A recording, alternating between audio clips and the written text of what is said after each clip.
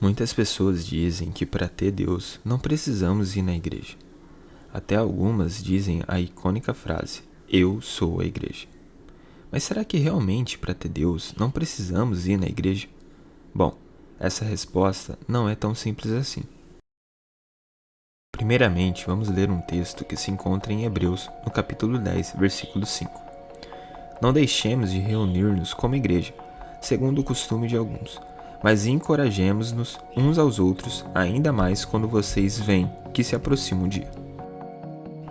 Em outras linguagens, esse texto vai dizer: não deixem de congregar. Então sim, você pode individualmente ler a Bíblia, orar, jejuar e até adorar a Deus na sua casa, mas a Bíblia deixa bem claro a importância de congregar. Hoje se tornou comum muitas pessoas se dizerem cristãs, mas não frequentarem nenhuma igreja, por alguns motivos. Motivos esses que vou citar mais para frente. Assim, adotando a cultura dos desigrejados, deixaram de viver uma vida comunitária, deixaram de viver igreja. Na verdade, igreja não é sobre ir, igreja é sobre ser. Só que vamos ver na Bíblia que não é o eu que sou a igreja, mas é o nós. Então eu não posso usar a frase eu sou a igreja, porque na verdade nós somos a igreja. Deixar de congregar não está apenas intitulado aos desigrejados. Na verdade, muitas pessoas dentro da igreja nunca congregaram ou deixaram de congregar, porque congregar não é apenas ir na igreja para consumir um bom louvor, uma boa pregação ou um bom entretenimento. Congregar, como diz em Hebreus 10, versículo 25, é encorajar uns aos outros, é ajudar uns aos outros, é dar força uns aos outros. É sobre ser igreja, não é sobre ir na igreja. Hoje muitas pessoas vão na igreja, mas elas vão e nem conhecem os outros irmãos. Elas só estão ali para consumir. São pessoas consumidoras. Então essas pessoas também não estão vivendo igreja, porque elas não estão realmente congregando. Elas só estão ali indo uma vez por semana na igreja, sentando no banco e consumindo um entretenimento. Para melhor compreensão, vamos ver o que diz lá em 1 Coríntios capítulo 12, a partir do versículo 20. Assim, há muitos membros, mas um só corpo. O olho não pode dizer à mão, não preciso de você, nem a cabeça pode dizer aos pés, não preciso de vocês. Pelo contrário, os membros do corpo que parecem mais fracos são indispensáveis, e os membros que pensamos serem menos honrosos tratamos com especial honra, e os membros que em nós são indecorosos são tratados com decoro especial, enquanto que em nós são decorosos não precisam ser tratados de maneira especial, mas Deus estruturou o corpo dando maior honra aos membros que dela tinham falta, a fim de que não haja divisão no corpo, mas sim que todos os membros tenham igual cuidado uns pelos outros. Quando o membro sofre, todos os outros sofrem com ele. Quando o membro é honrado, todos os outros se alegram com ele. Ora, vocês são um corpo de Cristo, e cada um de vocês, individualmente, é membro desse corpo. A partir desse texto que acabamos de ler, eu faço alguns questionamentos.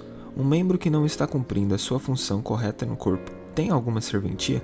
O outro questionamento é: um membro amputado, de alguma maneira, ainda serve para o seu corpo? O apóstolo Paulo está dizendo que somos o corpo de Cristo e que precisamos juntos e unidos cada um cumprir a função do corpo. A igreja é o corpo de Cristo, então os membros precisam andar juntos, assim como Paulo está dizendo, ajudando uns aos outros. É estando juntos no sofrimento, na dor, na alegria, suportando uns aos outros mesmo com as nossas diferenças, porque uma mão é diferente de um pé e a função da boca é diferente da do ouvido.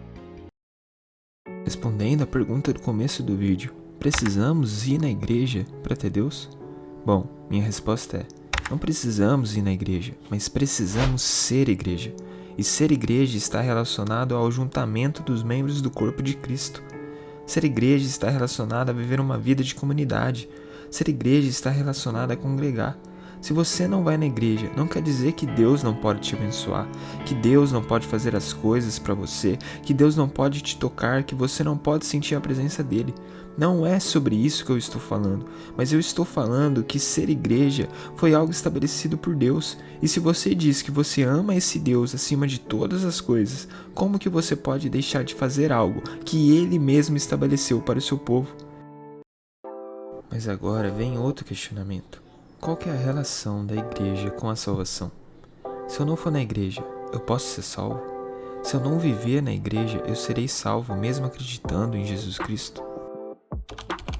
Não, você não precisa ir na igreja para ser salvo. Mas eu acredito que todos os salvos nunca deixariam de ser igreja.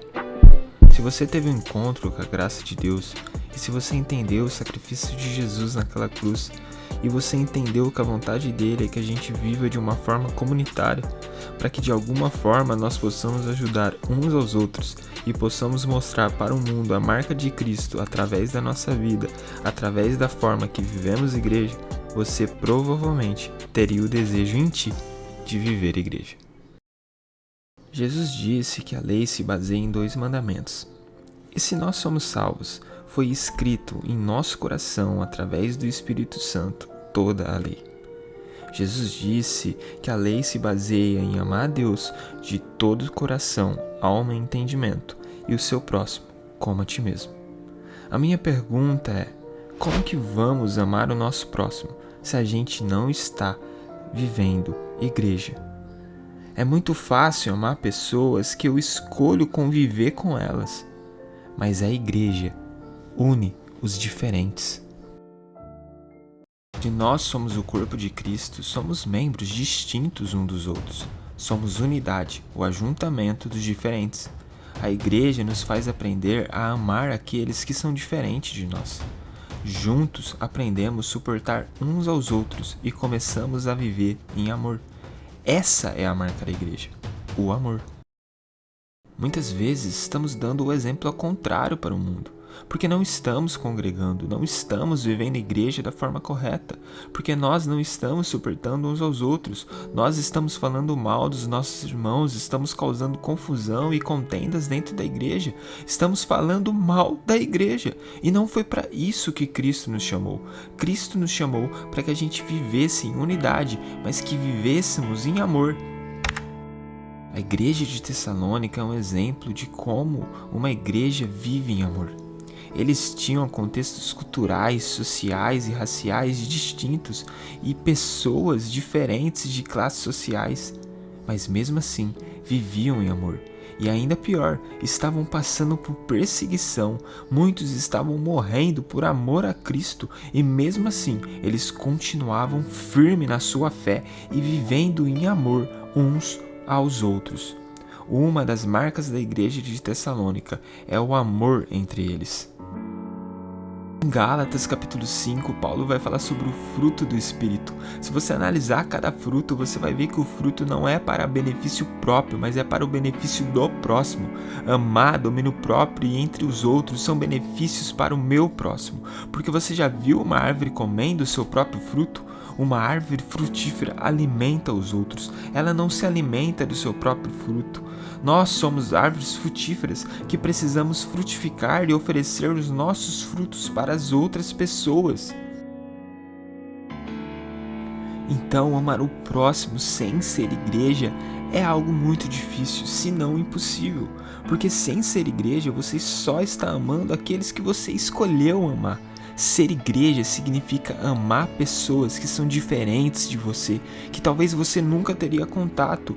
Por isso, ser igreja é algo importante. Ser igreja é ser distinto daquilo que o mundo vive. Ser igreja é ser a marca do amor, ou seja, a marca de Cristo, para que o mundo veja a glória dele através da sua igreja.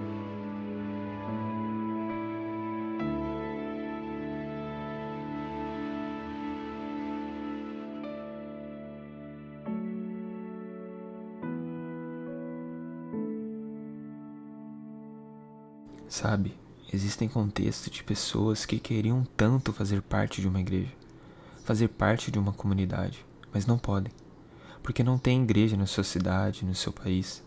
Mas essas pessoas estão vivendo mais igreja do que muitos que estão na igreja. Muitos que têm o privilégio de viver em um país, de viver em uma cidade onde você pode viver igreja livremente. Se você na sua cidade não encontrou uma igreja saudável, ou se tem poucas igrejas e das poucas igrejas que tem, não são igrejas que realmente pregam Cristo, então comece uma na sua própria casa. Comece uma igreja bíblica. Ajunte pessoas para adorar a Deus, para falar sobre a Bíblia, para falar sobre o relacionamento que vocês estão tendo com Deus. Mas não deixe de viver igreja. Muitas pessoas em países perseguidos estão morrendo porque eles não estão deixando de viver igreja. Eles poderiam ficar na casa deles dizendo: eu acredito em Cristo, eu sou cristão. Mas não, eles fazem questão de se unirem para adorar a Deus, para cultuar a Deus em unidade, mesmo sabendo que eles podem ser mortos ou presos ou torturados por causa disso. Que essa realidade dos dias de hoje e a realidade de Tessalônica possa nos constranger e nos incentivar a viver igreja. Viver igreja é amar uns aos outros. Viver igreja é ajudar uns aos outros. É incentivar uns aos outros. É exortar, mas com amor.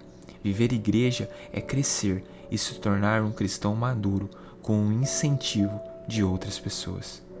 A vontade de Deus é que a gente viva uma vida comunitária.